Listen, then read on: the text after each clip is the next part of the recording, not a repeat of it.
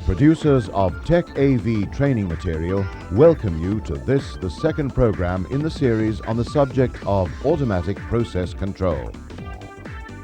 This program has been developed to assist operators and technicians who may be involved in the control and maintenance of production control processes or automatic control of any variables. Most modern manufacturing industries today depend on plant safety, product quality, and operating efficiency. The ability to measure and control the many variables that directly affect these conditions is the essence of all automatic process control systems. In Module 1 of the Automatic Process Control series, we described a process system used by a small company which produces a liquid detergent. The system used was a continuous process whereby the flow of product through the system began with raw materials and ended with packaged product.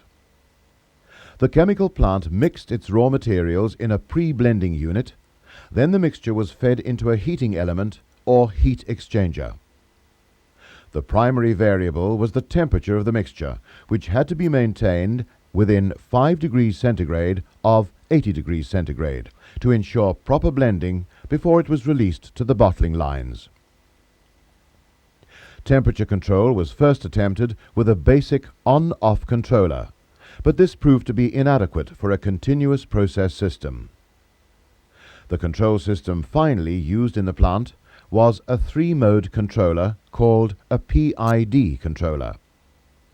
It contained proportional action, which responded to the size of the error to control the temperature of the mixture under most conditions, integral action, which responded to the average error over a period of time to compensate for load changes which occurred every time a bottling line was started up or shut down, and derivative action, which responded to the rate of change of the error signal to speed up valve action when fast load changes occurred. With the PID controller, the temperature of the product in the heat exchanger was maintained within the desired limits under all operating conditions. This enabled the company to increase its output without sacrificing product quality.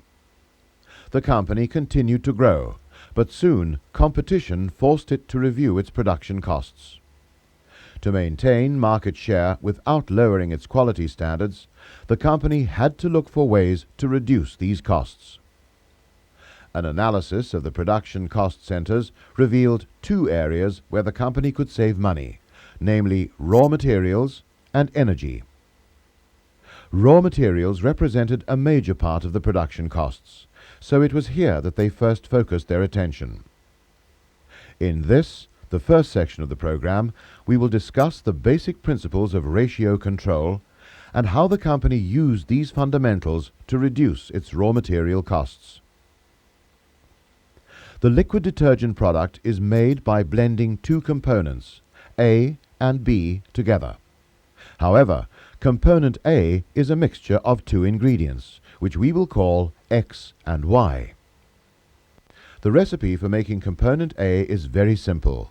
Mix 2 parts of ingredient X with every 1 part of ingredient Y, or in mathematical terminology, mix the ingredients in a ratio of 2 to 1.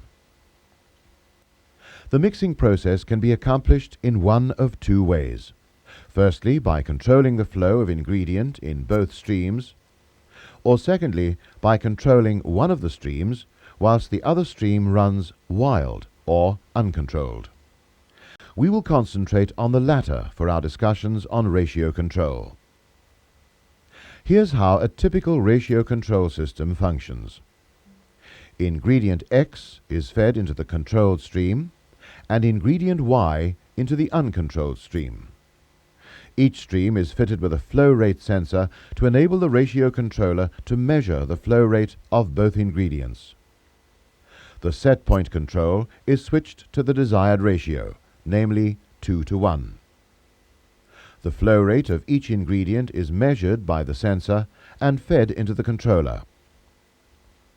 The ratio of the incoming flow rates is computed and compared to the desired ratio as requested by the set point control. An error signal is produced which positions a flow control valve in the controlled stream. The valve regulates the flow of ingredient in the controlled stream so as to maintain the desired ratio of the mixture.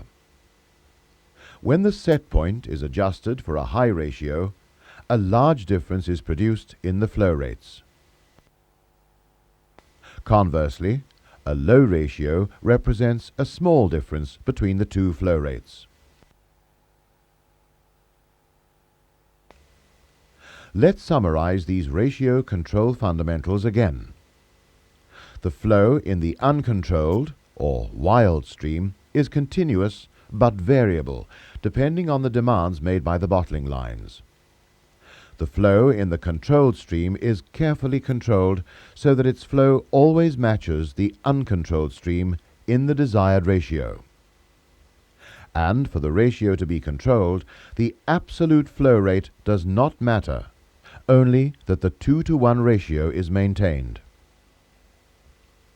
The company decided to make component A instead of purchasing it ready-mixed. With these principles in mind, the engineers modified the existing system to include a ratio-controlled process, and soon the company was enjoying the benefits of reduced material costs. This concludes our discussions on ratio control. After the break, we will study the fundamentals of cascade control.